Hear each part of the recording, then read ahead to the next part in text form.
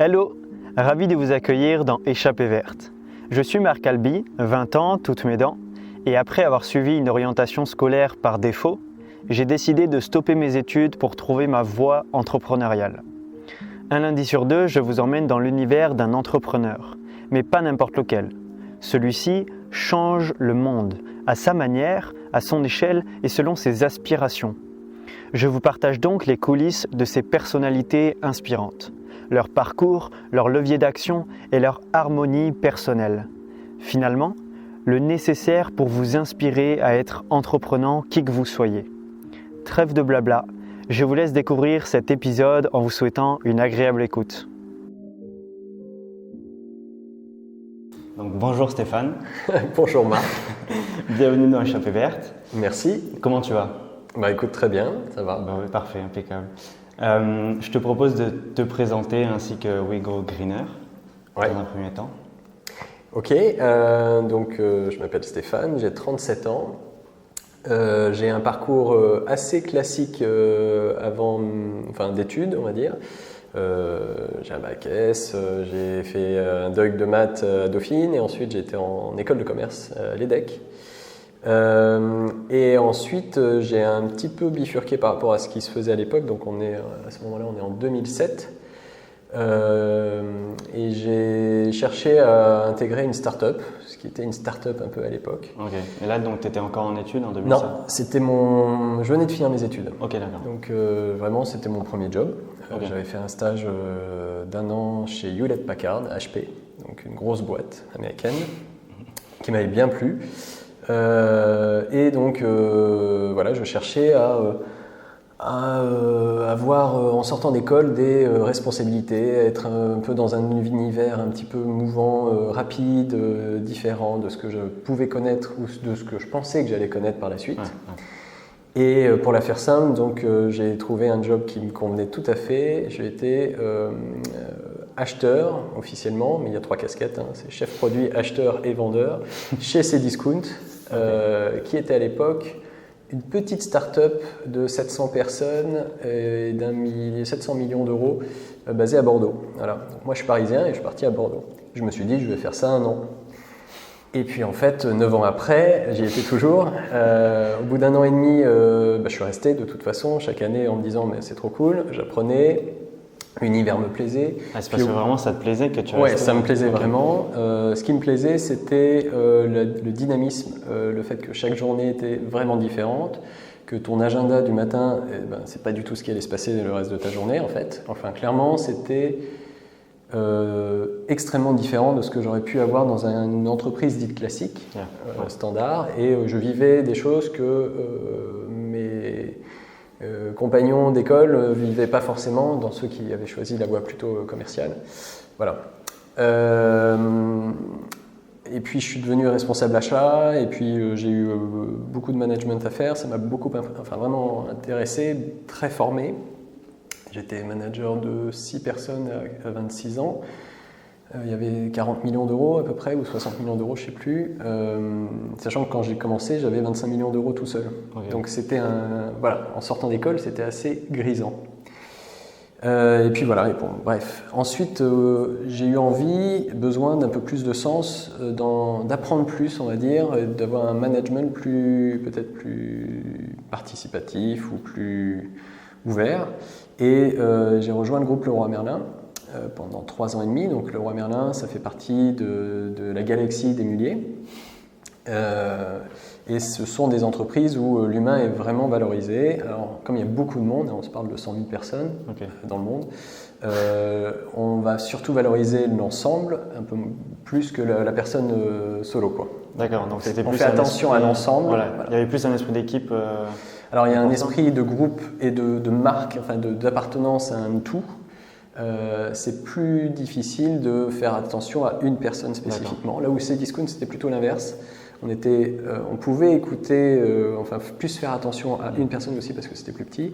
Par contre, il y avait moins de facilité RH et tout au niveau groupe. Et puis à peu près au même moment, avec ma femme, on a eu un enfant, enfin notre première et unique fille pour le moment. Donc vous vous êtes rencontrés On s'est rencontrés chez Cdiscount, je ne l'ai pas dit. Ok, voilà, d'accord. Plutôt vers la fin ou... Plutôt vers la fin, ouais. Ok, ça fait 7 ans, donc c'était dans les 2-3 dernières années, quoi. Ok. Et donc on a eu au même moment à peu près, on a changé donc de boulot, on a été vivre à Lille, on est passé de Bordeaux à Lille et on a eu cet enfant. Et donc ça s'est très bien passé. Bon, c'est une révolution dans la vie, on a eu plusieurs révolutions d'un coup. Et en fait, on a eu une petite prise de conscience, enfin que ma femme avait déjà. Moi, j'étais clairement pas trop là-dedans. J'étais donc dans un consumérisme assez élevé, assez poussé. Okay. Et c'est aussi pour ça que j'aimais travailler chez Cdiscount, parce que globalement, je voyais tous les jours des bons plans, des bons deals à acheter, à dépenser, et utiliser mon argent pour acquérir encore des nouvelles choses. Et toujours plus, toujours différent. C'est vrai, c'est vrai. Donc c'est aussi pour ça que ça me plaisait bien, pendant quelques années. Et puis voilà, il y a eu une prise de conscience donc, qui était peut-être due à la naissance de notre fille, ou peut-être un peu avant, peut-être un peu après, honnêtement, je ne m'en souviens plus trop. Bref, et on a profité aussi d'être à Lille pour changer un peu nos habitudes, puisqu'on avait un peu cassé tout. Hein. On est parti, on a quitté nos jobs, quitté notre région, quitté nos amis finalement. On en connaissait deux, on avait 2 amis à Lille quand on a débarqué. Voilà, on a un peu tout coupé, et puis une fille, et donc on s'est retrouvés. On a profité, on va dire. Notre esprit était assez ouvert au changement. Ok. Et donc là, il y a une prise de conscience un peu sur le quotidien, sur notre impact sur la planète, principalement écologique, mais pas que. Ça peut être humain, sur nos prises de décision, enfin, sur pas mal de choses. Et on a, donc il y a à peu près 3 ans, on a décidé, on a essayé de faire des choses au quotidien, mais d'aller un peu plus loin et de passer en 0 déchet. Okay. Et pour arriver à ça, en fait, j'ai oublié une étape, c'est qu'on est passé d'abord à consommer principalement du bio, et ce que faisait déjà ma femme, mais moi pas du tout. Hein, j'étais clairement le premier consommateur de produits Picard de France, ayant un magasin Picard en bas de chez moi à Bordeaux, donc on en est assez loin. Okay. Et en fait, voilà, j'ai lu des trucs, et puis on en a parlé, et puis à force de voir, d'entendre des choses, bon bref, ça a fait son chemin. Donc, je faisais les courses de bio, principalement c'était moi, parce que je ne sais pas du tout cuisiner, je suis très mauvais cuisinier, et ensuite, il y avait un truc qui me chiffonnait en fait. J'avais l'impression de faire quelque chose de bien pour mon corps, mais qui n'allait pas. Et il manquait un truc. Et puis un jour, je me suis dit, mais c'est quand même une absurdité. Je passe ma vie à acheter des fruits et légumes bio, et ensuite je passe ma vie à les déballer, à enlever leurs sachets et à les jeter les sachets. Okay. Et ensuite, j'ai commencé à lire des trucs autour du 0 déchet, etc. Bon, d'accord. Voilà. Donc, évidemment, c'est d'abord parti d'une conscience de faire mieux pour soi, pour sa santé et pour notre fille. Puis ensuite, se dire, mais attends, il y a un truc qui ne va pas, quitte à faire cette démarche, il y a un truc qui bug, c'est pourquoi tous ces emballages pour emballer des bananes ou des tomates, ou d'ailleurs les bananes c'est un autre sujet, bon bref, des pommes et des tomates. Alors, j'avance, on arrive, donc on se dit, bah, ok, on va essayer de mettre en place ces pratiques 0 déchet. Donc toujours aujourd'hui, on fait ce qu'on peut, hein, on n'est pas des ayatollahs du truc, mais mine de rien, on fait tous nos produits, enfin c'était moi qui l'ai fait pour le coup, tous les produits ménagers, etc. Okay. J'ai testé 1000 recettes parce que tout ne marche pas tout le temps bien. Je passais beaucoup de temps, bref. Et en étant là-dedans aussi, on s'est retrouvé dans une dynamique un petit peu bizarre, puisque dans mon métier chez Leroy Merlin, j'étais chef produit, avec une dimension aussi internationale, et donc mon job c'était de développer des produits pour répondre à des usages, ou en tout cas y répondre mieux, et sélectionner des produits pour répondre à des usages. Donc soit on le faisait en interne, comme Decathlon fait par exemple, soit on allait aussi proposer des marques. D'accord. Et mine de rien, pour résumer le truc, c'est que je cherchais à vendre des produits à des gens qui en avaient besoin, ou en tout cas à créer le besoin, s'ils n'en avaient pas besoin. Okay. Donc la journée, je faisais ça, et le soir, on était en mode déconsommation, moins mais mieux, et le week-end aussi. Donc c'était un peu bizarre. Donc il y a un moment où je l'ai relativement mal vécu, je me suis dit, mais quel est le sens de tout ça ? Qu'est-ce qui a le plus de sens pour moi ? Est-ce que c'est mon métier, ou est-ce que c'est mes convictions personnelles qui sont en train de grandir au quotidien ? Donc on n'est pas parfait, mais voilà, on essaie de mettre des choses en place. Donc là, il y a eu un petit déclic, c'était il y a 2 ans à peu près. Ma femme étant en avance à chaque fois sur le sujet par rapport à moi. D'accord. Mais quand tu es en couple, il faut être 2 en l'occurrence pour qu'il y ait le changement. Et puis voilà, à partir du moment où moi j'étais effectivement plus là-dedans, il y a des moments où j'étais clairement moteur, d'autres moments, c'est ça qui est intéressant aussi, c'est qu'il n'y en a pas un qui tire l'autre, c'est plutôt on est tous les deux sur des sujets différents. Okay. Voilà. Donc ça c'était avant. En parallèle, on a voulu aussi voyager. On était des grands voyageurs avant. Je parcourais le monde quand j'étais jeune. J'ai fait plus de pays que de départements en France. Et puis, quand notre fille a eu 3 ans, il y a 3 ans, qu'elle a eu 2 ans, on s'est dit, on peut de nouveau un petit peu plus voyager, en France par contre. Okay. Et voilà. Et on voudrait voyager de manière un peu plus éco-responsable, ne pas tout foutre en l'air, ce qu'on fait au quotidien. Être cohérent finalement, arriver à être cohérent partout, dans tous les aspects. Okay. Et là, tu me vois venir parce que tu sais ce qu'on a développé, mais là en fait, pour la faire simple, on a passé 8 heures à chercher un hébergement qui corresponde à nos valeurs. D'accord, carrément. On a trouvé des hébergements, mais on a trouvé des sites on a trouvé autant de sites qui avaient d'hébergements, on a trouvé des labels qui ne nous parlaient pas. Pourquoi on a trouvé des dizaines de labels, donc on était un peu perdus. Et on a aussi trouvé des annuaires, c'est-à-dire des sites qui listaient plein d'hébergements éco-responsables. Mais derrière, en fait, quand il te plaisait, tu devais cliquer sur chacun des sites et te retrouver sur le site personnel de chacun, plus ou moins bien fait, clairement, qui donne plus ou moins envie. Et puis quand il y avait marqué 100 balles, tu te retrouvais à des nuits à 150 parce que c'est pas les mêmes dates. Quand il y avait... fallait-il encore que ce soit disponible, bon bref. Ouais, donc 8 heures pour trouver les chaussures à notre pied qui correspondent à notre budget, à nos dispos, à nos envies, bref. Okay. Et on s'est dit, mais c'est dingue que ça n'existe pas. Et c'est complètement incroyable vu le monde où on va et la dynamique qu'on pense qu'il doit y avoir, qui est en train de se créer et qui à l'époque vraiment se crée aussi.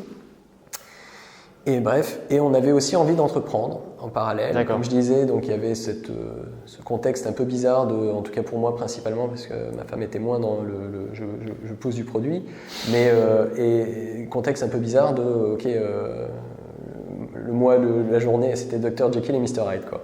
Ok, mais voilà. Comment tu t'es dit, au lieu de chercher une boîte qui pourrait correspondre à mes valeurs, je vais cheminer pour créer la mienne? Eh bien, parce que je pense qu'on en était arrivé. Déjà, on avait eu des expériences dans 2 types de boîtes, alors même un peu plus, ma femme encore plus que moi, mais la grosse start-up et la grosse boîte historique qui essaye de devenir un peu plus start-up, un peu plus agile. Okay. Et en fait, celle qui nous manquait, c'était... Alors, il en manquait 2. Il manquait un peu l'industriel qui bouge pas trop. Bon, c'est pas trop notre créneau. Et il manquait l'ultra agile, ultra mini startup. Ça m'a toujours attiré, moi, personnellement. J'ai toujours été fasciné par ça. Et ensuite, on avait, comme je te disais tout à l'heure, on avait envie d'entreprendre. On avait envie de faire quelque chose qui ait du sens pour nous et rejoindre quelque chose, pourquoi pas. C'était pas exclu. Okay. Mais on se disait, et si on le faisait nous-mêmes? Oui, ça aurait très bien pu être un projet petit que vous auriez pu rejoindre tous les deux. Oui. Au tout départ, on voulait ouvrir, la première idée, c'était d'ouvrir un hôtel éco-responsable près de Saint-Émilion. D'accord. Parce qu'on voulait revenir dans la région bordelaise qu'on adore, et allier le vin, l'œnologie, l'œnotourisme avec un écotourisme. Et montrer que les deux ne sont pas incompatibles, et montrer une autre facette de l'écotourisme. Et on s'est donné, on n'a pas mis de côté tout de suite, on s'est donné une toute petite, on s'est donné un mois où on a visité 40 structures, donc je pense qu'on a fait à peu près tout ce qui existait en vente à ce moment-là. On a vite compris que globalement ça allait être extrêmement compliqué et beaucoup trop cher pour nos budgets, etc. Et puis il manquait un petit peu l'aspect digital qui nous plaisait beaucoup. Et on avait envie d'avoir un impact... c'est peut-être un peu présomptueux, mais en tout cas, on se disait, nos expériences passées peuvent nous aider à avoir un impact digital, donc à avoir un impact plus fort, plus grand, toucher plus de monde. Okay, et quitte à quitte à se crever le cul, et ben essayer de donner, avoir un impact le plus grand possible pour faire changer le plus possible si on peut, ou en tout cas être un facilitateur du changement. Voilà. Complètement. Parce que vraiment, je pense que le mot facilitateur drive notre projet encore aujourd'hui.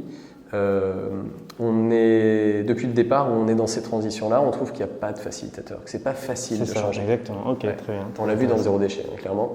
Et pourtant, c'est pas très difficile, mais il n'y a pas de facilitateur pour t'aider et te prendre par la main. C'est plus facile de polluer que de ne pas polluer. C'est plus facile de ne rien faire. Il est plus facile de ne pas changer d'idée. Il est plus facile de. Voilà. Donc voilà. Je dis pas qu'on n'a pas eu peur. On a plaqué notre job à peu près en même temps, un mois après, quoi. On a appris à coder. On a fait un bootcamp pour apprendre à coder. Donc là, l'objectif, c'était peut-être de coder le site, mais pas vraiment. C'était surtout de bien comprendre et d'être à peu près capable de parler en tout cas avec des développeurs. Ouais, c'est ça. Parce que là, vous aviez déjà l'idée du coup de créer une plateforme qui recense des... On a appris à coder alors qu'on se mettait quand même l'hôtel éco-responsable en ligne de mire, mais on s'est dit, on a le moment, on a le timing, on a le temps, parce que ça prend 9 semaines à temps plein intensif. Donc oui, c'est peut-être le bon moment, et de toute façon, ça nous aidera dans la vie. Et puis même si ça ne nous aide pas, ça va nous enrichir parce que ça va nous montrer quelque chose de vraiment nouveau. Moi, ce qui m'intéressait, c'était de comprendre pourquoi ce qui dirige le monde aujourd'hui, c'est-à-dire les devs. Et quelle est la logique et tout. J'y connaissais pas grand-chose, vraiment pas grand-chose. Et donc voilà. Donc évidemment, ça nous est très utile aujourd'hui. Ça aurait pu ne pas nous être utile du tout, mais c'était très intéressant. C'était aussi une passerelle entre un peu notre vie d'avant, professionnelle, et notre nouvelle vie d'entrepreneur, même si ça pouvait être un entrepreneur hôtel. Voilà. Ok, ouais, genre. Donc voilà, donc ça fait, on est à temps plein sur le sujet réellement depuis le 1er septembre 2019. On devait lancer en mars 2020, le 20 mars, le site. Et on l'a sorti, évidemment on l'a décalé, et on l'a sorti le 11 mai 2020, jour du déconfinement. Et donc on a sorti un site de réservation, d'hébergement et d'activité éco-responsable en France, pour le moment en France. Mais de toute façon, notre focus était France, donc le contexte actuel renforce encore plus. Et bénéfique pour la France. Voilà. Parce que de toute façon, finalement aussi le tourisme, c'est faire du tourisme local plutôt.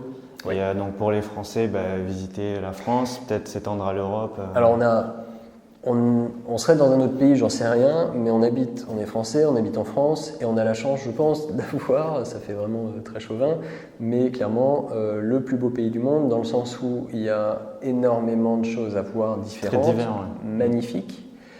On en a entre guillemets pour tous les goûts, tous les besoins, toutes les envies. Enfin voilà, il y a les littoraux, il y a les montagnes. Voilà. Donc je pense que déjà en tout cas en termes de tourisme local, national, il y a de quoi faire. Okay. Et pour l'avoir un peu visité quand j'étais petit avec mes parents, oui, c'est magnifique. Et pour en revoir de plus en plus depuis quelques années, clairement il y a tellement de paysages, tellement d'endroits magnifiques à découvrir. Ok. Et en plus, on cherchait de plus en plus à sortir un peu des sentiers battus. Bon, là, ça devient carrément presque une mode, mais à la rigueur, tant mieux. Il faut juste faire en sorte que ça ne devienne pas un tourisme de masse bis. Bon, bref, c'est un autre sujet. Très bien, super, merci pour ta présentation. C'était très détaillé et très clair. Un peu long, c'était one shot. C'est nickel, c'est vraiment bien. Je voulais te demander, donc tu m'as expliqué comment l'entrepreneuriat est venu à toi. Je voulais aussi savoir... du coup, la valeur ajoutée de WeGoGreener comparée entre guillemets à un Airbnb, c'est pas vraiment un Airbnb écolo parce que vous avez d'autres facettes plus impliquées. Oui, alors on a 3 facettes chez WeGoGreener, mais la première qui va être visible par les voyageurs, c'est qu'on est effectivement un Airbnb-like, on pourrait dire ça, ou un Booking-like, mais dédié à l'éco-responsabilité. Pour nous, on voit ça comme, pour nous, la plus grande différence qu'on a avec eux, c'est tout simplement l'engagement. C'est ça, parce que là, c'est juste la pointe de l'iceberg pour les utilisateurs. Je vais parler de la suite, mais effectivement, en tant que voyageur, clairement, la différence avec Airbnb, ça va être, ou Booking ou les autres, Ça va être l'engagement, la crédibilité. Enfin, notre sujet, c'est la démarche éco-responsable, c'est promouvoir un tourisme plus durable, j'ose pas dire un tourisme durable, mais en tout cas plus durable, plus responsable, plus humain, plus orienté vers la nature et se retrouver, se ressourcer soi-même, voilà, les rencontres et tout, ce qui n'est pas le cas forcément des autres. Je ne dis pas qu'ils iront pas, parce que c'est sûr qu'ils iront, mais en tout cas, notre ligne directrice, elle est simple, elle est unique et elle n'est pas multifacette, quoi. Complètement, ok. On fait un peu le parallèle avec le bio, comme les grandes surfaces qui ne vendaient pas de bio, et des magasins spécialisés qui ont fait tout le taf de promouvoir, d'être là, d'être présent et d'attendre que, voilà, enfin, d'aider à une prise de conscience. Après, on en parlait avec sachet ou pas sachet. Bon, bref, ça c'est. Mais les spécialistes, pour le coup, sont plutôt plus orientés vers un zéro déchet et facilitent le truc. Aujourd'hui, les grandes surfaces y sont allées. Elles représentent 75% du marché du bio. Okay. Là où ça s'est frité, mais ok. Nous, on se voit comme le spécialiste. Et notre objectif, c'est pas de peser des milliards, c'est de permettre d'être un facilitateur, encore une fois, oui. Et de permettre des envies à des voyageurs qui voudraient voyager différemment, et bien de leur donner la possibilité de le faire. Et surtout de leur donner facilement cette possibilité. Parce qu'ils peuvent toujours le faire. Hein. S'ils passent 8 heures, ils pourront. Donc voilà. Et c'est... Donc première vraie différenciation avec Airbnb, enfin avec les autres, je vais arrêter de les citer, oui. C'est qu'on n'est pas un énième filtre de recherche, mais vraiment il y a une vraie cohérence de l'ensemble. Ensuite, on a mis en place, pas rentrer trop, enfin, sauf si tu veux qu'on en parle, mais on a mis en place des indicateurs. Voilà, on a voulu permettre aux voyageurs de comprendre où chaque établissement en est dans sa démarche éco-responsable. Okay. Donc, c'est un indicateur qui va de 1 à 5, qui est basé sur une centaine de critères, etc. Le voyageur peut les voir s'il le souhaite, mais bon, dans notre expérience, c'est que les 9/10 d'entre eux se satisfont de savoir qu'il y a l'indicateur et du niveau de l'indicateur. Okay. Ouais. Et puis il y en a 1/10 qui vont regarder. Le but là, c'est de nous permet de sélectionner les hébergements. En clair, s'ils n'arrivent pas à un certain nombre de points, ils ne peuvent pas rentrer sur le site. Ils n'ont même pas le niveau 1. Et ça permet aux voyageurs de trouver chaussure à son pied, parce que Nicolas Hulot, que je salue, mais qui n'est pas voyageur chez nous encore, en tout cas je ne crois pas, malheureusement. Un Nicolas Hulot, il aurait peut-être plutôt cherché un Green Score, ça s'appelle Green Score, notre indicateur, vers 4 et 5. Okay. Un voyageur qui se dit, tiens, je vais tester pour la première fois, où je voudrais voyager, réduire mon empreinte et voir, sans me prendre la tête, va plutôt favoriser un Green Score à 1-2. Voilà. Okay. Et le troisième point de ce Green Score, c'est qu'il nous permet aussi d'accompagner nos hébergeurs. Alors, je parle d'hébergeurs, mais on a aussi des activités. Enfin bon, donc on va parler de prestataires. Ouais. Okay. On les accompagne dans leur transition, dans leur démarche éco-responsable. Ça, c'est une très forte demande qu'on n'avait pas du tout anticipée au départ. Très forte demande, hein, c'est 90% d'entre eux qui le demandent. Ok, comment je fais pour aller plus loin? Est-ce que vous pouvez m'aider? Est-ce que vous avez des conseils pratiques? Et pas du truc genre j'éteins la lumière et ça consomme moins. Ça, c'est ok. Donc on est en train de développer ça pour les accompagner. D'accord. Voilà. Et troisième pan, j'en parle très vite, c'est qu'on a des partenariats avec des territoires, des offices de tourisme, etc., pour les aider à promouvoir leur territoire comme une destination éco-responsable. Okay. Et là, on ne fait pas du greenwashing. Hein. De toute façon, on voit très vite les territoires qui sont engagés, et vraiment engagés, et qui sont là pour promouvoir leur territoire, enfin leur destination, et leurs prestataires qui sont engagés dans une démarche. Ouais, je vois. Donc on voit un peu comme l'exemple qu'on prend souvent, c'est on vient aider la Creuse à prendre sa revanche sur le tourisme de masse. Okay. Voilà. Donc on va plutôt favoriser des territoires très ruraux, quoi. Ok, très intéressant. Merci beaucoup encore. Ensuite, je voulais te demander quel est ton rapport avec le travail, c'est-à-dire quel est ton équilibre personnel, pro, et c'est un vaste sujet étant donné en plus que tu travailles avec ta femme. Du coup, j'aimerais rapidement. Oui, je ne l'ai pas vraiment expliqué, mais effectivement, Wego Greener, on l'a monté avec ma femme à deux. C'est ça, ok. Je l'ai un peu sous-entendu. On est à 50-50. L'intérêt, c'est qu'on avait déjà bossé ensemble, parce que tout le monde nous a dit, mais vous êtes fous de faire un truc en couple, c'est de la folie. Alors, on connaît beaucoup de contre-exemples où ça se passe très bien, et il y a aussi beaucoup de couples qui divorcent et qui ne travaillent pas ensemble. Donc on s'est dit, bon, on a déjà bossé ensemble, on sait que ça va le faire, enfin, on est très complémentaires. On a défini vraiment le terrain de jeu entre guillemets de chacun, parce que en fait nos expertises, nos compétences sont complémentaires. Ce qu'elle sait faire, je ne sais pas le faire, et inversement. Et j'ai pas forcément envie de savoir trop ce qu'elle sait faire, quoique je suis un peu chiant là-dessus parce que tout m'intéresse. Mais elle, en tout cas, n'a pas très envie. Je suis dans la partie un peu chiffre aussi, ça n'amuse pas du tout. Donc on a un peu chacun notre terrain de jeu, donc déjà ça aide, et je pense que c'est absolument important de toute façon dans toutes les boîtes et même avec des associés, enfin bref, de toute façon de bien définir. Ensuite, ce qu'on remarque après un an, parce que évidemment c'est une question qui revient assez fréquemment, de notre entourage aussi, enfin de nos amis et tout, eh bien, ce qu'on remarque, c'est que on ne parle pas trop boulot à la maison, on n'a jamais parlé boulot à la maison, on parle forcément un peu plus boulot à la maison qu'avant. Et moi c'est vraiment un credo, c'est le boulot, quand je rentrais du taf, j'en parlais plus, sauf s'il y avait vraiment un gros sujet, mais voilà.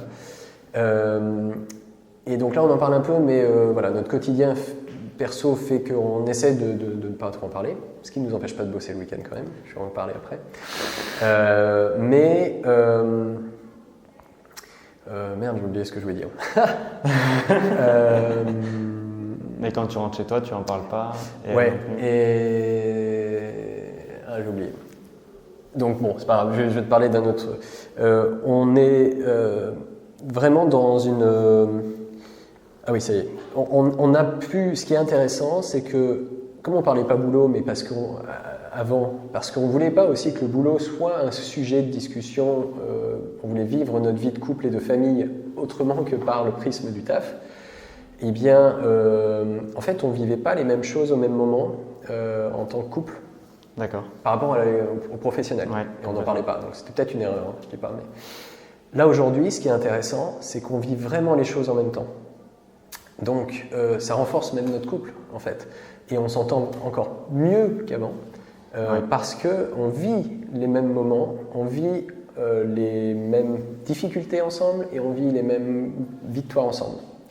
Et ce qui est intéressant aussi, c'est quand tu es entrepreneur, c'est que chaque petite difficulté, chaque mauvaise nouvelle, on va dire, c'est une catastrophe.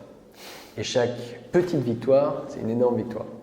Tout est vraiment extrême, quoi. Donc c'est d'autant plus intéressant de le vivre à plusieurs et finalement encore mieux quand tu es en couple parce que on est là pour s'épauler quand c'est difficile et on comprend la détresse entre guillemets de l'autre et le but c'est qu'on ne soit pas tous les deux au même niveau en bas, jusque là ça a été le cas, on a réussi, il y en a toujours un qui arrive à remonter le moral de l'autre et inversement, quand ça se passe bien on réagit ensemble aussi, donc c'est vraiment très super cool. Voilà. D'accord. Après, séparation vie pro, vie perso, j'en ai un peu parlé. Ce qui est plus difficile, évidemment, c'est qu'on a une fille qui va à l'école, et donc il y a ça à gérer. Et quand tu montes une boîte, partir à 17h, 17h30, 18h, c'est quand même assez compliqué. On l'a un peu fait au début, mine de rien, parce qu'il n'y avait pas d'obligation, on n'avait pas d'équipe, etc. Et on avait aussi besoin de cette soupape, je pense, de profiter de la vie. J'avoue que c'est quand même un peu plus difficile depuis quelques mois. Le confinement, on s'est confiné, moi je me levais à 5h30 pour bosser, enfin à 5h et à 5h30 je bossais et on finissait vers 19h, 20h, 20h30, 21h. D'accord, donc c'était quand même assez bourrin. On n'a pas vécu le confinement trop en mode apéro tous les soirs. On a fait peut-être 3 ou 4 et bon. Je vois, Et depuis qu'on a lancé, on fait des bonnes journées quand même. Et, voilà, je pars entre 19h30 et 20h30, ce qui est pour Paris classique, à Bordeaux, assez étonnant. D'accord, je vois. Assez rare. Mais vous arrivez quand même à avoir une vie de famille avec votre fille. Oui, et on essaye. Et ce qui est intéressant, c'est que c'est vraiment une coupure. Je pense que oui, on y arrive. Est-ce que vous arrivez à utiliser Wego Greener en tant qu'utilisateur ? Oui, évidemment. Après, la question, c'est plutôt est-ce qu'on a des vacances? C'est ça. Alors, on a fait quelques week-ends, mais on a pris une semaine de vacances chacun cet été. On a pris 10 jours exactement pour avoir 4 jours ou 5 jours communs. Et évidemment, on est parti à 3 endroits, enfin, une fois chez mes parents, mais donc à 2 endroits différents qui étaient 2 hébergeurs. Ok, je vois. Et ce qui nous a permis de tester aussi des choses et tout, enfin, c'était très kiffant. Donc, on a eu juste quelques jours en commun, mais voilà, on a peu pris de vacances. La semaine prochaine, on va fêter nos 2 ans de mariage avec juste 4 mois de retard chez un de nos hébergeurs.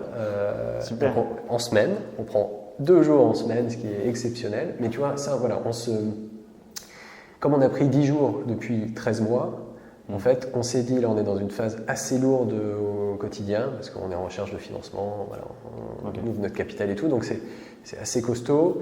En plus, on a tout le quotidien, on a le développement du site V2 pour l'année prochaine, enfin, on a beaucoup de sujets. Et on s'est dit, c'est peut-être pas mal de se prendre un moment hors week-end, une coupure, parce qu'on peut se permettre, entre guillemets, c'est l'intérêt d'être ton boss. C'est ça. Et c'est aussi la difficulté, c'est que tu comptes pas tes vacances, quoi. Hein. Moi, avant, j'avais 25 jours de vacances, plus des RTT, des machins.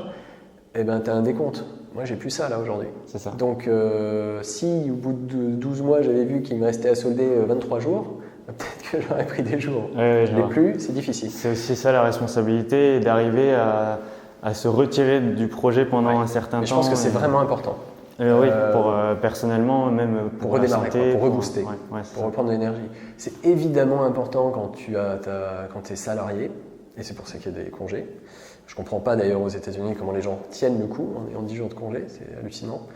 Pareil en Asie et tout. Je pense que c'est vraiment important parce que même quand tu pars un week-end, tu te ressources, tu redémarres. Donc je pense qu'il est important. Maintenant, quand tu es entrepreneur, bon, faut pas se voiler la face. Clairement, la première année, et peut-être plus, moi j'ai qu'une année d'expérience, mais j'en ai entendu d'autres. Hein. Il y avait Benoît de Yescapa qui disait que je crois qu'il n'a pas pris une journée en 2 ans et demi, les 2 premières années et demie. Et après, il a pris une semaine avec sa fille. Voilà. Donc évidemment, au début, c'est ma mère qui regarde plein de trucs pour nous aider et tout, m'avait dit il y a quelques mois, un truc assez qui m'a marqué. Elle m'a dit, j'ai vu un truc à la télé sur tous les fondateurs de la Silicon Valley, et globalement, ils ont un seul point commun. Et c'est qu'ils bossent comme des fous. Ouais. Voilà. Et donc, je me suis dit, ah ouais, bon. Et c'était l'époque où on finissait vers 17h30, 18h. Et effectivement, quand tu veux que ça accélère, il n'y a pas 36 moyens. Hein. Et puis, il y a aussi montrer l'exemple. Tu peux pas. Bon, aujourd'hui, on est des stagiaires et ils sont dans des créneaux horaires, mais la question, tu dois montrer l'exemple aussi. Enfin, voilà, si toi-même tu n'es pas très investi, tout le monde n'est pas très investi. Oui, si toi-même tu ne crois pas à ton projet, tout le monde ne croit pas. Bon, voilà. Bon, je pense qu'aujourd'hui, il n'y a pas vraiment de sujet là-dessus, mais et puis ça se fait naturellement. Après, il faut savoir effectivement couper et prendre du temps pour soi. Et on s'est remis au sport qu'on avait arrêté. Bon, le confinement, le Covid a un peu coupé notre dynamique sportive. Mais je faisais 2-3 heures de tennis par semaine quand j'en faisais plus que 2-3 heures par an. Okay. Donc, voilà. Et maintenant, tu viens au travail à vélo Et non, je viens au travail à vélo, ce qui me fait parce que je peux plus faire vraiment de tennis. Donc. Eh bien oui. Ouais. Ok, impeccable. Comment alors, parce qu'en fait, moi, j'ai trouvé WeGo Greener en recherchant sur Internet des startups, etc. Mais comment, en tant qu'utilisateur, on trouve facilement? Est-ce que vous faites de la communication? Ouais. Alors, il y a ce qu'on a fait en première année et ce qu'on fera en deuxième année. Okay. En première année, on avait peu de moyens.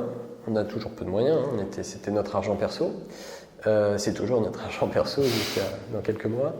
On a décidé d'essayer de faire le plus viral possible.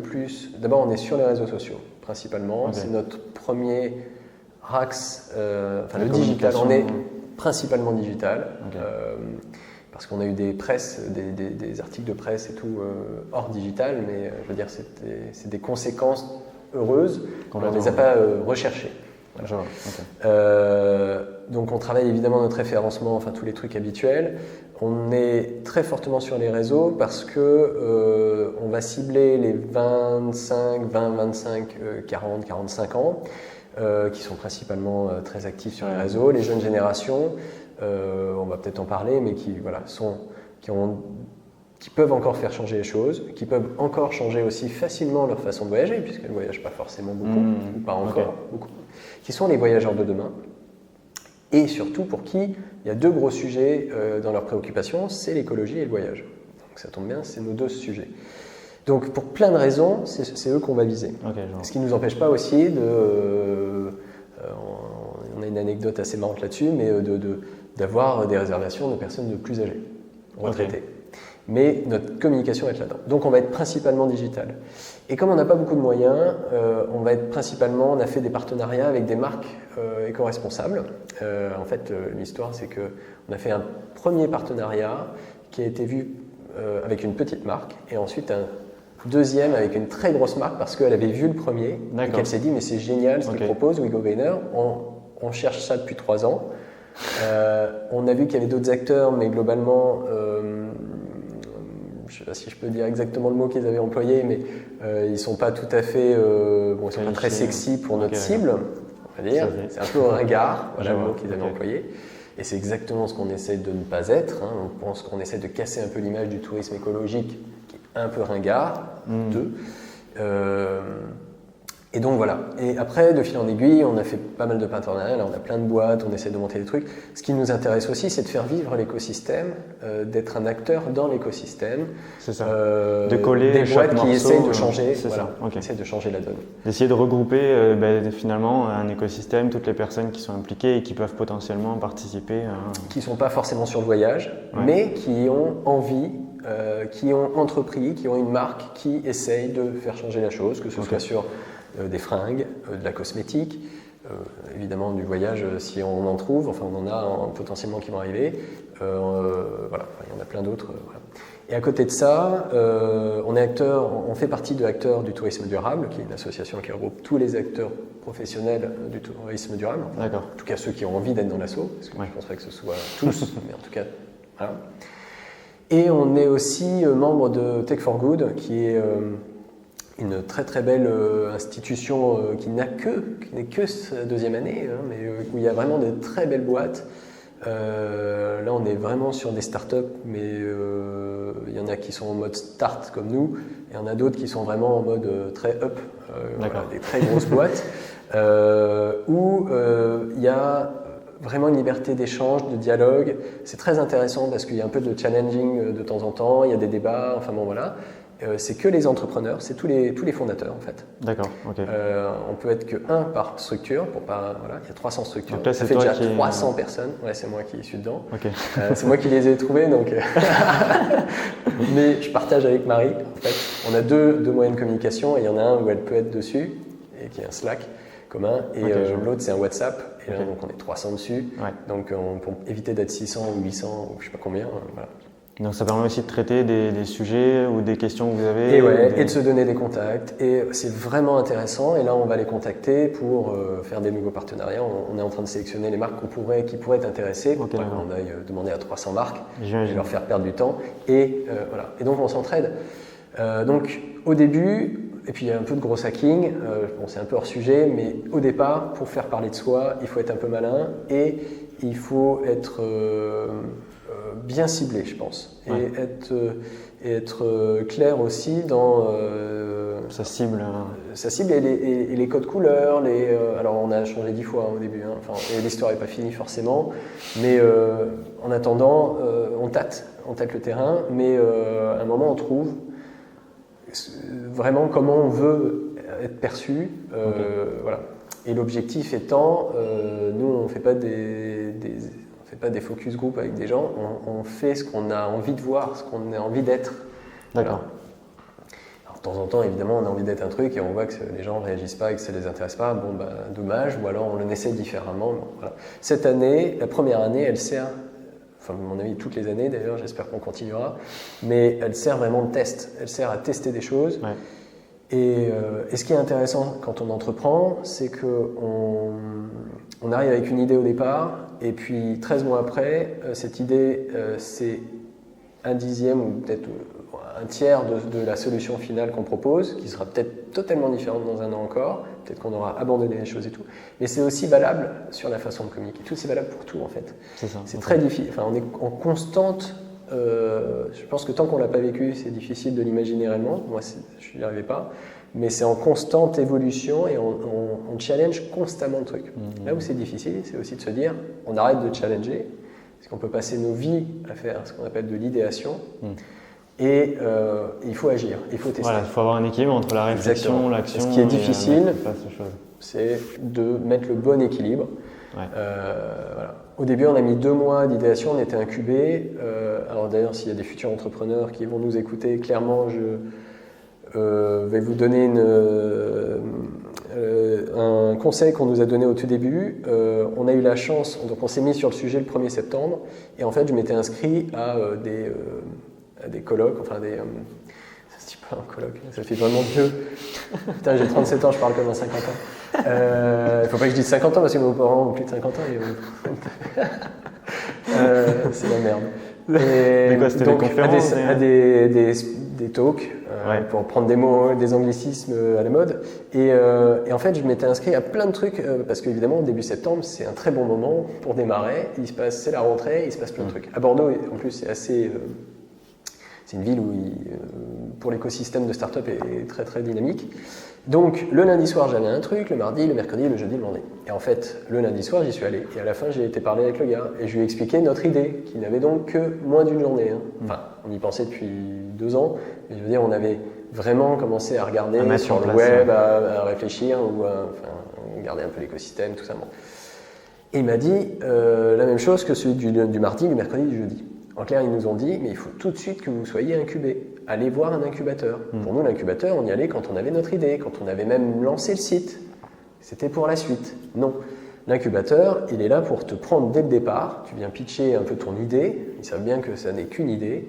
Et ils sont là pour t'aider, pour faire en sorte que cette idée devienne un produit. Voilà, pour t'apprendre à développer ton idée en réel, quoi, juste pas en fictif. Exactement. Donc ça, c'est vraiment je le dis, n'hésitez pas. D'abord, c'est parler de votre idée, tout le temps, à tout le monde. Évidemment, nous, au début, on était comme tout le monde, c'est-à-dire on n'osait pas en parler, parce qu'on n'était pas sûr, parce qu'on avait peur qu'on nous vole l'idée. Tu penses bien que cette idée, je pense qu'on n'est pas les premiers à l'avoir eue. Bref, et je ne sais plus quel gars avait dit, c'est qu'un grand fondateur encore qui a dit, mais de toute façon, l'idée ne vaut rien, c'est l'exécution. Effectivement, il a raison. Airbnb, ils n'étaient pas les premiers. Hein. Tout à fait, oui. C'est l'exécution qui est exceptionnelle. Amazon. Je ne sais plus qui c'est qui l'a dit, mais je l'ai aussi. Oui, alors il y en a plein. Hein, mais... Ouais. Et bon, bref, Amazon, Airbnb, on aime, on n'aime pas. Mais par contre, en termes d'exécution, ils sont à leur niveau actuel parce qu'ils sont exceptionnels. Ils ont mis un niveau très très haut. Je peux d'autant plus en parler que je suis concurrent d'Airbnb aujourd'hui et j'étais chez le numéro 1 Cdiscount, concurrent d'Amazon. Donc j'ai bien vécu le niveau challenging de ces deux entités qui n'étaient pas aussi grosses à l'époque et on les a vus faire. Bon. Et je voulais juste revenir sur comment vous avez trouvé le nom du coup de. Très bonne question. Parce que tu m'as dit on n'osait pas en parler, mais est-ce que vous aviez déjà le nom rapidement ou vous l'avez eu En fait, quand on a fait notre attends que je me remémore bien. Quand on a appris à coder dans le bootcamp, tu dois présenter un projet, donc par personne. Donc on avait chacun un projet à présenter. Moi j'ai présenté Wigo Greener, qui à l'époque s'appelait peut-être pas comme ça, mais j'ai un doute quand même. Donc il y avait déjà quand même cette idée de nom. Oui. Alors déjà on voulait un nom en anglais, ce qui est un peu bizarre pour un marché de tourisme local, on va dire. Mais parce qu'on voulait, en fait c'était pour plusieurs raisons. D'abord parce que c'est un nom qui va être compréhensible par notre cible. Parce que dès le départ, on avait quand même cette idée de viser plutôt les trentenaires, et puis après on a affiné, mais voilà, on voulait parler aux gens comme nous, on va dire. On voulait démystifier le tourisme écologique pour les CSP et CSP+, et puis les gens qui se disent c'est pas pour moi, quoi, ou c'est trop cher, enfin voilà. On voulait aussi en anglais parce que on s'était dit mais si ça marche, il faut qu'on soit aussi visible de l'étranger, parce qu'il y a des étrangers qui viennent en France, c'est un tiers des touristes dans une année normale, hein, pas une année Covid, mais c'est un tiers du tourisme, c'est des touristes étrangers. D'accord, ok. Donc c'est pas neutre. Ça, on ne savait pas le chiffre à l'époque, mais on savait bien que c'était important, quoi. On n'était pas... Voilà. Tout le monde sait que c'est important. Et on s'était dit, on fera changer les choses. Aussi, si on parle aux autres. Donc si on commence à faire, j'avais lu un truc comme quoi, quand tu es une marque française et que tu dois changer de nom pour t'internationaliser, c'est quand même la merde. Tu as passé 5 ans à beaucoup travailler sur ta marque, et puis au final, en fait, tu dis, on l'a tous vécu, hein, tu es membre d'un truc, et puis on te dit, tu reçois un email qui dit, ça s'appelle plus Tartampion, maintenant ça s'appelle un mot en anglais, et tu fais, pourquoi en fait? Et en fait, ça casse ta relation. Okay. Ensuite, on avait plein d'idées en français, mais les phrases étaient très très longues. Ouais, c'est pas évident. C'est un peu pénible. Et on avait quelques idées en anglais et ça permettait de faire plus court. Donc bref, We Go Greener, l'idée c'était We Go Green, et en fait on trouvait que c'était trop une injonction de faire. Okay. Ouais, We Go Green, c'est on y va en vert, et on voulait un peu sortir justement de l'écologie qui culpabilise, qui te dit que tu dois faire. Et on trouvait que le We Go Greener, alors c'est très subtil, hein, personne ne le ressent, mais en tout cas nous c'était pareil, ça nous correspondait. We Go Greener était, on le fait plus vert, on le fait ensemble plus vert, on le fait petit à petit. Et c'était ça l'idée, encore d'être un facilitateur, on ne voulait pas être tout ou rien. C'est ça, pas être extrême. On t'aide, voilà, ne pas être dans l'extrême, mais on vient de prendre par la main pour faire ton premier pas. Certains ont fait plusieurs pas, mais en tout cas, on voulait être une solution qui parle au plus grand nombre. Tout à fait, ouais. Pour les aider à faire ce premier pas. Ok. Et j'ai d'ailleurs une question à ce sujet, c'est finalement tout ce qui est technologique, digital, ça pollue d'une certaine manière. Ouais. Et comment arriver à être tech for good? Ouais. C'est pas évident, je trouve, d'avoir cette vision. C'est toujours faire de son très mieux difficile, et faciliter. Ouais, c'est très difficile. Et comme tu disais tout à l'heure, actuellement, c'est un peu de toute façon le digital qui mène le monde. Donc on est un peu obligé de passer par là, mais ouais. Comment on peut arriver je ne sais pas si tu as un avis là-dessus. Je ne détiens pas la réponse à cette question. Mais je pense pas que... dont beaucoup, on va dire des milliers, des dizaines de milliers de personnes, ou peut-être plus, j'espère, se posent dans le monde. J'ai été à des séminaires, des salons, on en parle, j'ai lu des choses. On en discute évidemment, on en a discuté beaucoup avec nos devs, parce que c'est quand même un sujet dev, principalement. En fait, je pense que la fin ne justifie pas forcément les moyens, mais là, on se dit aussi que si on veut avoir un impact aujourd'hui, en 2020, et encore plus en 2021, et encore plus sur les années à venir, ça passe par le digital. Les solutions actuelles qui existent, on a pas mal creusé, il n'y avait malheureusement pas beaucoup de choses vraiment très green, en l'occurrence. Tu vois, il y a des solutions de serveurs, par exemple, qui sont immergés dans l'océan. Ouais. Donc le problème des serveurs, je pense que tout le monde voit ce que c'est, à quoi ça sert, mais le problème des serveurs, c'est l'énergie requise pour les refroidir. Je ne suis pas expert non plus, hein, mais j'ai compris. Et donc, il y a des malins qui se sont dit, on va les mettre dans l'eau. Parce que l'eau, elle est à 12 degrés. Sauf que c'est une très bonne idée en théorie, mais encore une fois, il faut voir l'ensemble de la chose. Donc, les conséquences de faire ça, que quand tu mets un paquet de serveurs dans l'eau, ça va réchauffer l'eau dans cet endroit-là, et donc ça va bouleverser l'écosystème marin. Donc, c'est une aberration aussi. Donc, évidemment, si tu les mets dans des piscines, pas naturelles, tu t'en fous, sauf qu'il faut refroidir l'eau de la piscine. C'est ça. Donc, ça sert à rien. Voilà. Donc, on a creusé un peu tout ça. On n'a pas trouvé de solution qui nous convenait au niveau où on voulait aller. Okay. Maintenant, on n'est pas au courant de toutes les solutions et on n'est pas, et c'est une veille qu'on fait permanente là-dessus, et on n'est pas à l'abri d'une bonne nouvelle dans le futur, ce que je le souhaite vraiment. Il y a plein d'autres, il se passe plein de choses, il y a plein de structures qui se lancent là-dessus, il y a des solutions exceptionnelles qui sont chez Bertrand Picard par exemple, il peut très bien y avoir un mec qui trouve la solution. Aujourd'hui, on n'a pas trouvé, donc on a fait au moins mal de ce qu'on pensait, et aussi avec nos ressources, parce qu'il pouvait y avoir des solutions, mais qui nous coûtaient beaucoup plus cher. Et au départ, mine de rien, tu n'as pas les moyens non plus de toutes tes ambitions. Donc c'est aussi savoir où on met le curseur. Par exemple, on a décidé d'être sur du cloud, parce que ça n'est pas...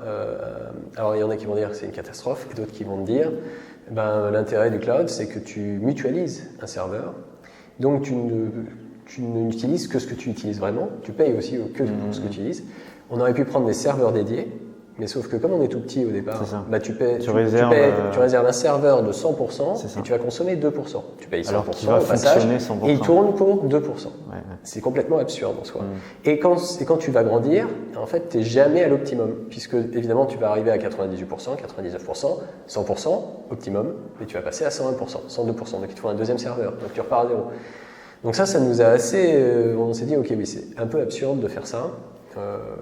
Voilà. Je ne sais pas si on a fait le bon choix. En tout cas, on a essayé de faire le moins mauvais choix. Et évidemment, il y a des sujets par rapport aux newsletters, il y a des sujets par rapport aux réseaux sociaux, il y a des sujets sur tout. C'est aujourd'hui quelque chose qu'on a en tête et qu'on n'a pas trouvé le meilleur. On essaie de faire le moins mal. C'est ça. Pour, encore une fois, avoir le plus grand impact. Parce qu'on pourrait faire des choses beaucoup plus petites, mais on risque de toucher 100 personnes. C'est ce que tu disais finalement avec le projet que vous aviez de restaurer un château. Finalement, vous auriez pu vous contenter de ça en faisant un truc super local qui a un très faible impact, mais au final, aujourd'hui, certes, qui a une valeur ajoutée énorme, mais qui a un impact en soi sur X centaines de personnes au bout de certaines années, beaucoup d'années. Et en fait, je ne l'ai pas dit, mais les gens qu'on rencontrait qui étaient dans cette démarche-là nous ont dit, certains nous disaient, mais en fait, aidez-nous plutôt à être visibles, plutôt que de créer un énième truc, parce qu'il y en a d'autres qui vous venez pas du tourisme. Ah oui, je ne l'ai pas dit, mais enfin, c'est une évidence, on ne vient pas du tourisme. Mais donc, venez pas faire ça, ne venez pas faire ça, aidez-nous plutôt à utiliser vos compétences, votre passé, pour faire en sorte qu'on rayonne plus. Alors, ils n'ont pas dit comme ça exactement avec ces mots-là, mais c'est ça que ça voulait dire. C'était, ok, t'as pas besoin de retaper un truc qui connaît rien dans le tourisme et tout, et donc tu vas te mettre des complexités sur un sujet qui est déjà assez complexe. Par contre, vous pouvez peut-être nous aider. Nous, notre grosse difficulté, c'est qu'on existe et on sera de plus en plus nombreux si on nous met plus en valeur, évidemment. Et là, on s'est dit, effectivement, on y avait déjà pensé, et en fait, c'est un vrai besoin. Super. Donc, c'était déjà un retour terrain. Ok, impeccable. On arrive bientôt aux questions de fin. Est-ce qu'il y avait un sujet que tu voulais aborder en particulier comme ça, qui te vient? Non, alors oui, il y a un truc qui me vient. C'est pas pour nous faire mousser, mais je trouve que c'est intéressant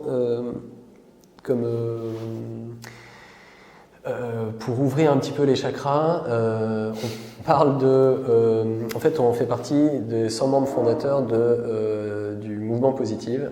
C'est pas Positive Moment for Regenerative Future. Bref, c'est un mouvement international où on veut lancer des réflexions, et plus que des réflexions, où on va mettre en commun des startups, parce que l'intérêt de la startup, c'est qu'elle réfléchit, mais elle agit beaucoup. Elle réfléchit un peu, mais elle agit beaucoup. Et dans le monde entier, sur la volonté d'être sur une économie régénérative. Donc, l'intérêt du régénératif, je vais essayer de l'expliquer très simplement, c'est qu'au lieu d'avoir un impact négatif, quand tu consommes, parce qu'on parle encore d'économie, quand tu agis et donc que tu as une consommation, tu vas chercher à consommer pour que c'est un impact positif. Dans notre volonté d'être là-dedans, c'est aussi de créer aussi une dynamique à notre petit niveau, qui j'espère sera de plus en plus important, d'avoir des acteurs français et internationaux autour du tourisme régénératif. Et là, je pourrais prendre un exemple que tout le monde va comprendre. Un tourisme classique, tu vas à un endroit, tu consommes et tu visites et tu t'en vas. Tourisme responsable, qui est l'étape où on essaie d'aller déjà. Tu vas privilégier un hébergement qui fait attention, qui est dans une démarche éco-responsable. Tu vas privilégier des acteurs locaux. Tu vas privilégier une nourriture bio et locale, ou local et pas bio. Enfin bon, là, il y a tout un débat aussi. Mais en tout cas, tu vas chercher à privilégier des acteurs courte distance, le local. Et dans le tourisme régénératif, tu vas voyager, mais tu vas aider le local à être,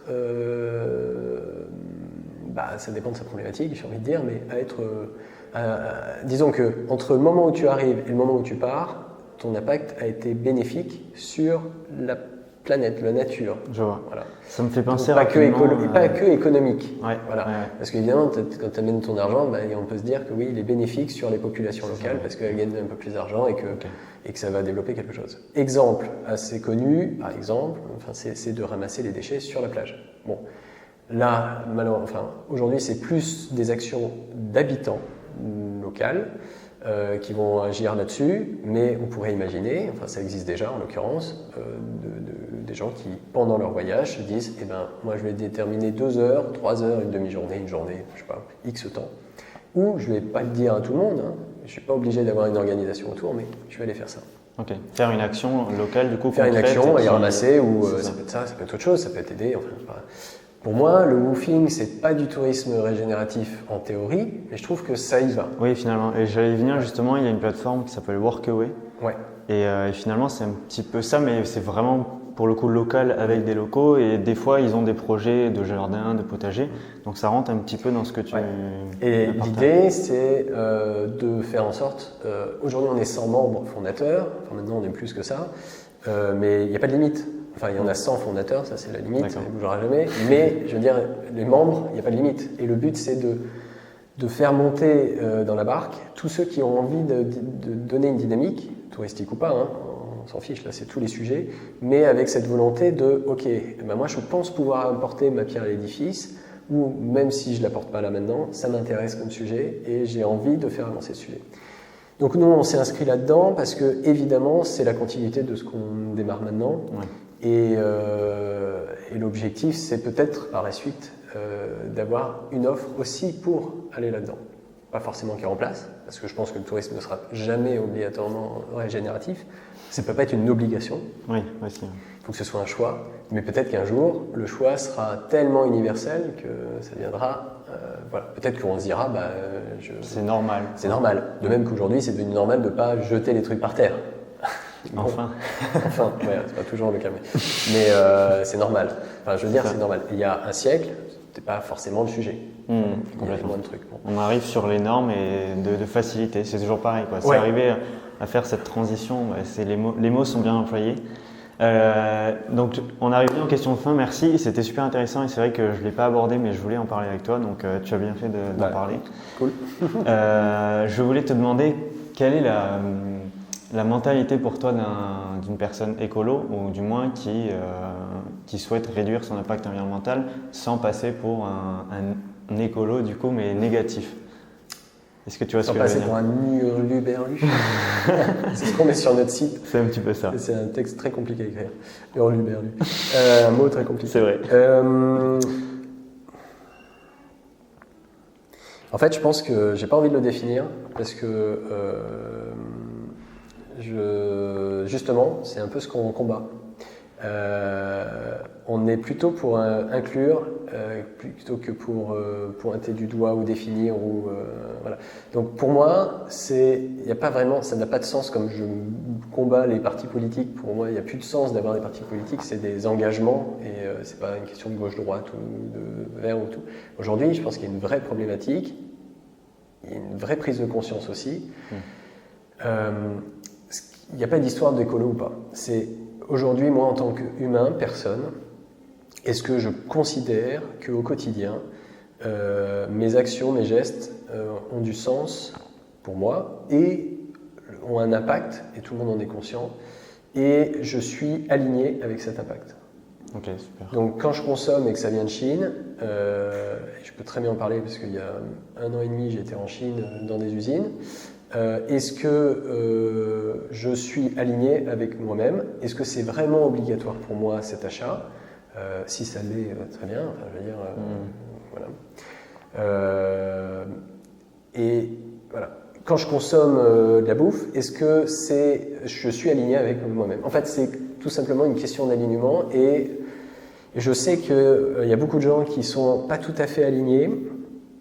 Parce que j'en parle avec mes amis, en l'occurrence, là pour le coup c'est plutôt, je ne suis pas universel, je ne suis pas une mission, mais en tout cas avec mon cercle proche, il y en a qui sont très avancés dans les démarches, d'autres un petit peu, d'autres pas du tout, d'autres qui n'en ont rien à foutre, clairement. Vraiment, on a toutes les pans de la société, enfin toutes les facettes. Mais ce qui est important, c'est que moi, à la rigueur, ça me va. Chacun vit sa vie. Je suis pas là pour donner les bons points, les mauvais points. Par contre, je suis là pour quand ils veulent en parler, j'en parle avec plaisir. On s'est retrouvé à faire un dîner un peu ubuesque où les mecs étaient dans la cuisine en train de parler. On était 2 mecs à parler à un de nos potes de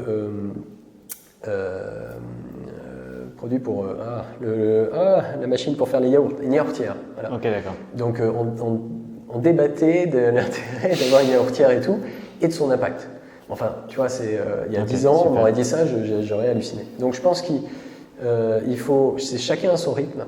Je ne te cache pas que je pense que le rythme n'est clairement pas assez avancé, et il faudrait aller beaucoup plus vite. Mais c'est pas évident. La nature humaine, c'est que si tu les forces, si tu forces les gens, et moi le premier, il se passe pas, ça marche pas. Nous aujourd'hui, on n'est pas dans une démarche de forcer, on veut justement montrer qu'on peut être dans une démarche, on peut essayer, on veut faciliter, on veut montrer qu'on peut continuer de voyager tout en limitant son impact, et que si on est au démarrage, il faut aller dans des hébergements qui vont être au démarrage aussi, et qu'au fur et à mesure, on va apprendre des choses, on va se dire que finalement c'est pas dramatique, et on va se dire que mes yaourts, ils sont bien meilleurs à faire, ils sont bien meilleurs que ce que j'ai acheté auparavant.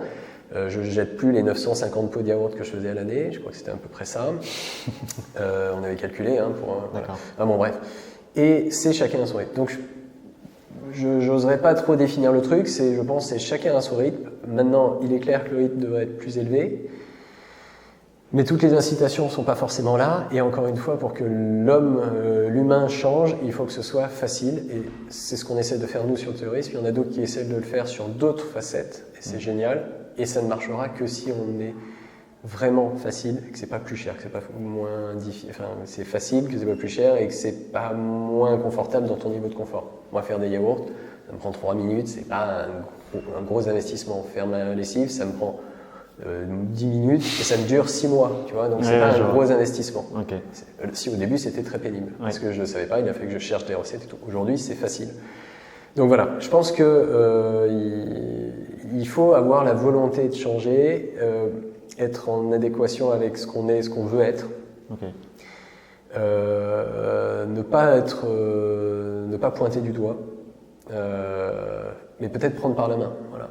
Être plus inclusif et que si on a des amis qui ne savent pas, qui veulent pas ou qui savent pas et qui voudraient peut-être mais qui se tâtent et tout ça, c'est peut-être leur dire écoute, si tu veux, je te montre de faire un truc.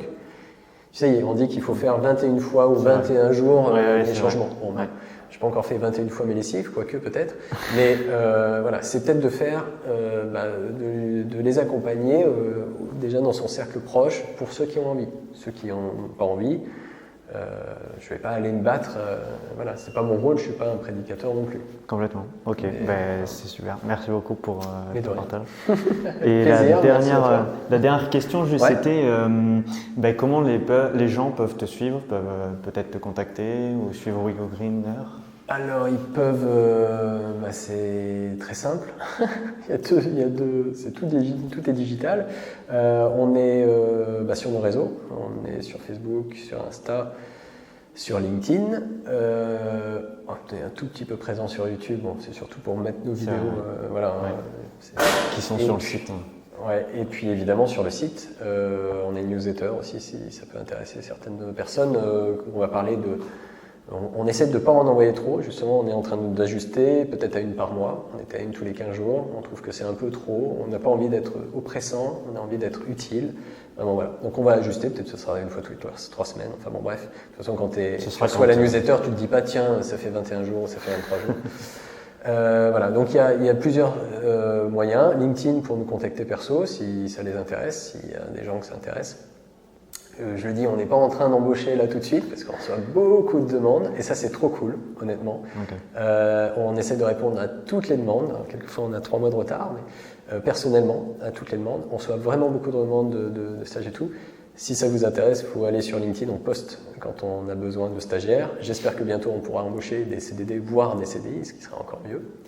Mais à l'heure actuelle, on a... Ok, super. Voilà. Et on essaie de répondre à toutes les demandes qu'on reçoit. Impeccable, c'est très clair.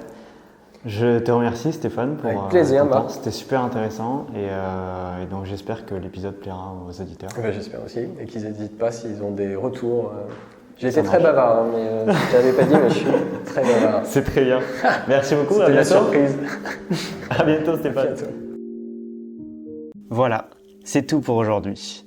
J'espère que vous avez aimé l'épisode. Si vous voulez aller plus loin, vous pouvez me rejoindre sur ma newsletter personnelle.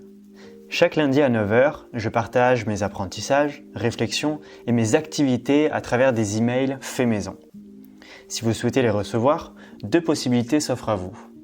Vous rendre sur mon profil LinkedIn en recherchant Marc Alby et retrouver le lien d'inscription dans ma bio, ou vous pouvez les retrouver en description de l'épisode. De plus, si vous avez apprécié le podcast, je vous invite à ajouter un commentaire et une note sur Apple Podcasts ou iTunes. Cela aide tous les podcasts à être visibles et je n'échappe donc pas à la règle. Enfin, vous pouvez vous abonner à Échappée Verte sur votre plateforme favorite. Mais bon, pour être honnête, la meilleure façon de me souvenir, et celle que je préfère, c'est que vous parliez de mon contenu avec votre entourage. Sur ce, je vous dis à lundi prochain dans vos emails ou dans 2 semaines dans vos oreilles. Bonne journée et à bientôt.